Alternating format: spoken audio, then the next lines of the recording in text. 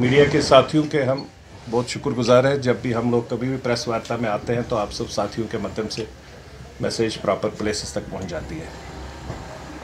आज सबसे पहले हम पूरे जम्मू कश्मीर में, इन पर्टिकुलर कश्मीरी आवाम को मुबारकबाद देना चाहते हैं।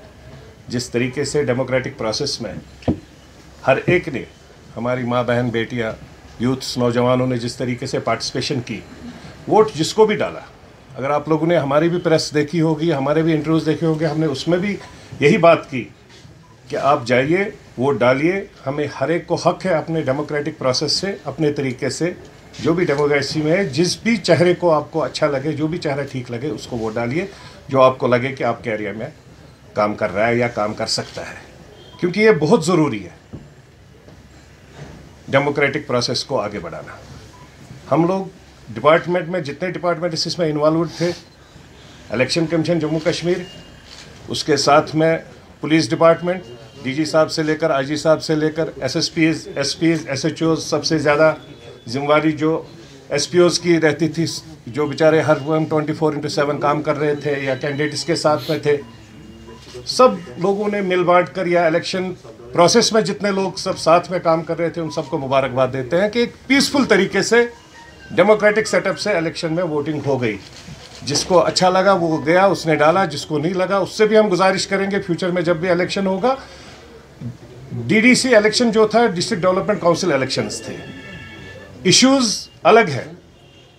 370 के बाद बहुत ऐसी पार्टीज हमारे साथ में, आप लोगों के साथ में भी बड़े बड़े इश्यूज लेकर आए थे, लेकिन ऑनेस्टली पिछले 10-12 साल से मैं डॉक्टर फारूक साहब को हर वक्त कहता हूँ, राजीव फारूक अकार्ड में उन्होंने जो क्रिएशन ऑफ मिलिटेंसी उनकी वजह से हो गया। जहाँ बच्चे के हाथ में कलम होना चाहिए, वहाँ गन और पिस्टल उसके हाथ में मिला, पत्थर मिला, बिकॉज ऑफ डॉक्टर फारूक। लेकिन आज मैं उनको, आप मीडिया के सामने खुलकर बोल रहा हूँ, मैं उनको सल्यूट करता हूँ। उनका जैसा कलाकार और आर्टिस्ट है नहीं कोई।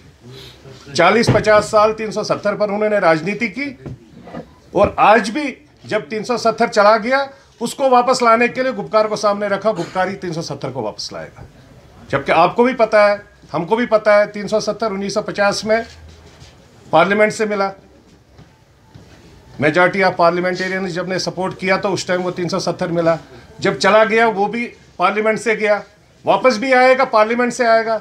लेकिन इनकी कलाकारी इतनी अच्छी है, इनको इतना अच्छा नब्ज़ पकड़ना आता है, पल्स ऑफ द पीपल जो इनको आता है, particularly in particular Kashmir valley में लोगों का पकड़ना। जिस तरीके से उन्होंने लोगों को वापस उसी के बीच में घुमाया, कहीं पर भी मैंने गुपकार का कोई साथी ये नहीं बोलते हुए देखा कि हम फ्लाईओवर बनाएंगे, हम रोड्स बनाएंगे, हम 5 स्टार होटल्स की फैसिलिटी देंगे, हम मेट्रोज देंगे, हम अनएम्प्लॉयड यूथ के लिए रोजगार देंगे। खाली 370 वापस लाएंगे और वो गुपकार लाएगा। अब मैं आपके मीडिया के माध्यम से उनको गुजारिश भी करना चाहता हूँ, डॉक्टर साहब, परसों आपके पास मैं भी खड़ा हो जाऊँगा। जो अनुमान लगा, मैं भी ग्राउंड जीरो पर घूम रहा था, मेरे भी कैंडिडेट्स थे। हम लोगों ने ज़्यादा कैंडिडेट नहीं उठाए क्योंकि हमें 3rd फेज़ में अपना पार्टी का सिंबल यहाँ पर अलॉट हो गया, तो हम लोगों ने 20-22 कैंडिडेट ऐसे उठाए, इंडिपेंडेंट 10-11 उठाए। काउंसलर की 2 सीटें श्रीनगर की थी, 3 सीटें थी, 3 में से 2 सीटें हमारी उठी है। तो देखते हैं रिजल्ट जो भी आता है, बट अच्छी बात है कि डेमोक्रेटिक सेटअप से सब साथियों ने वोट डाला। हमारे भी कैंडिडेटों ने अच्छे तरीके से, खुले दिल से, खुले दिमाग से लोगों के बीच में जाकर वोट मांगा, डेवलपमेंट के मुद्दों को लेकर वोट मांगा, विकास के मुद्दों को लेकर वोट मांगा। लेकिन जो मेरे को ग्राउंड जीरो पर दिखा, वो मेरे को वही दिख रहा था। और मैं गवर्नर साहब से गुजारिश, एलजी साहब से गुजारिश करना चाहता हूं, जो हमारी बिजली की यहाँ हालात है बहुत ख़राब है। बिजली और पानी जो हमारा हक है, डीडीसी के रिजल्ट्स आने के बाद डेवलपमेंट की प्रोसेस कब कैसे स्टार्ट होती है। लेकिन मेरे को जो प्रेजेंट में आज जितनी ठंड है कश्मीर वैली में, इस ठंड में अगर हम लोग टूरिज़्म सपोर्ट की बात करते हैं, टूरिज़्म को बढ़ावा की बात करते हैं, बिजली तो 24/7 मिले। अब बिजली का पैसा भी आपने बढ़ाया, हम उसमें भी मना नहीं कर रहे हैं। पहले कहते थे मीटर नहीं लगे हैं तो इसलिए नहीं दे रहे, अब कहते हैं हर जगह मीटर लगा। अगर मीटर लगा है तो मेरे को 24 घंटे बिजली दो। आपने मीटर लगाया, अच्छी बात है, बट मेरे को 24 घंटे बिजली दो, नहीं तो आप मीटर उतार दो। क्लियर कट में हम लोग बोल रहे हैं, गवर्नमेंट से गुजारिश कर रहे हैं, अगर आपने मीटर लगाया तो मेरे को 24 घंटे बिजली चाहिए, जैसे दिल्ली में है 24/7। मेरे को आप पैसा भी ले रहे हैं और मैं पैसा दे रहा हूं जहां मेरा मीटर है नहीं। मैं तो वही समझूंगा मीटर ही नहीं है, जब मेरी बिजली नहीं है, पावर नहीं है, बट मैं पैसा दे रहा हूँ मीटर का, तो इसलिए मेरे को 24/7 इलेक्ट्रिसिटी चाहिए। साथ में इंटरनेट के लिए हम लोग गुजारिश कर रहे हैं फिर से एक बार अब 4G दे दो, 4G का पैसा सब लोग दे रहे हैं, या तो पैसा मत लो नहीं तो 4G दो। यही कुछ इश्यूज थे। और साथ में मैं मुबारकबाद देता हूँ हमारे पार्टी के 19 सरपंच जो जीत के आ गए इन्हीं 2-4 दिन में, 5 दिन में, वो सब हमारे साथ में आए। उनको हम आपके मीडिया के सामने आज वेलकम करेंगे और पार्टी के साथ में खड़ा करते हैं। ये हमारे कुछ इश्यूज थे कि बैटिंग नहीं कर रहा हूँ, ना मैं भारतीय जनता पार्टी का स्पोक्स पर्सन हूँ, ना मेरे को भारतीय जनता पार्टी के लिए बात करने की ज़रूरत है। भारतीय जनता पार्टी का स्पोक्स पर्सन उसके लिए उसका जवाब आपको दे देगा। मैं अपनी पार्टी की जो डिमांड रखता हूँ, जहाँ पर हम स्टैंड करते हैं, हम वो डिमांड कर रहे हैं। जो मेरा एलजेपी की डिमांड है, मैं वो डिमांड रख रहा हूँ। तभी मैंने एलजी साहब से रिक्वेस्ट की, बड़े हार्ड लाइन्स में रिक्वेस्ट की कि अगर मेरा मीटर लगा है तो मेरे को बिजली का पूरा 24/7 मिलना चाहिए। तो मैं भारतीय जनता पार्टी नहीं हूँ मेरे भाई। ज़्यादा लीडरान उसमें पीडीपी के भी, लीडर पीपल्स कॉन्फ्रेंस के भी है, जिन्होंने बताया पॉलिटिकल वेंडेटा है अगेंस्ट द फारूक अब्दुल्ला, जो सीए का स्कैम जो है।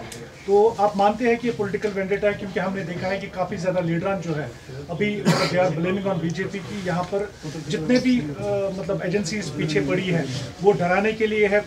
मैं बाकी सब लीडरों की बात नहीं कर रहा हूँ। जम्मू कश्मीर क्रिकेट एसोसिएशन का मैं भी मेंबर हूँ, मेरा भी क्लब है WCC। वहाँ पर 114 करोड़ का फ्रॉड हुआ है और वो डॉक्टर फारूक साहब प्रेसिडेंट थे वहाँ पर।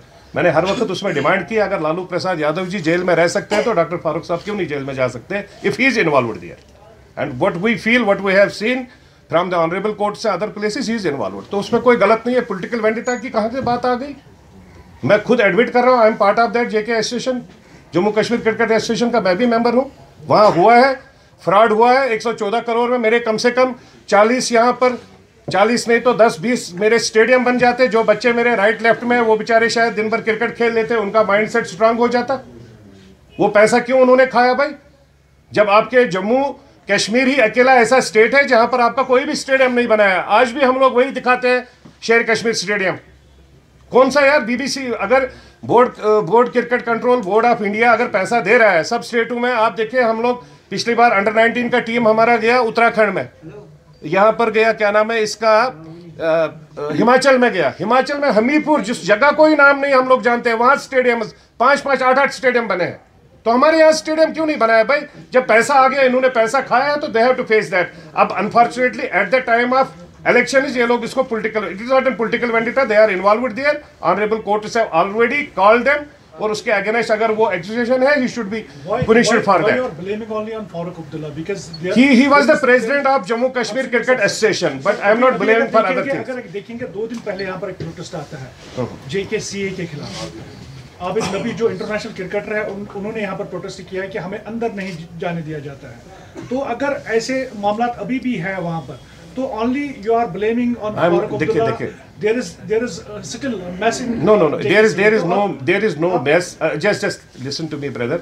There is no mess. Under 20 के जो ट्रायल्स स्टार्ट हो गए, उस ट्रायल्स में खाली 22 बच्चे यहाँ से जाने थे, जम्मू से 22 निकलने थे। हम लोगों ने यहाँ से रिक्वेस्ट की CEO को, यहाँ से हम 40 बच्चे भेज रहे हैं, 18 बच्चे जम्मू से ज़्यादा भेज रहे हैं, just because of this thing कि हमारे पास माहौल ही नहीं है खेलने के लिए, और बरसात है, बर्फबारी हो जाएगी।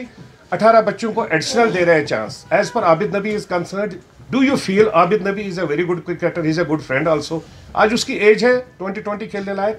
आप बच्चों को देखिए, वहाँ कितने छोटे छोटे बच्चे हैं यार, उनको छोड़ के आबिद नबी भाई को, Abid Nabi is fit for Ranchi team, जो 5 डेज मैच है उसमें आ जाए, उसमें ही विल बी एंटरटेनड।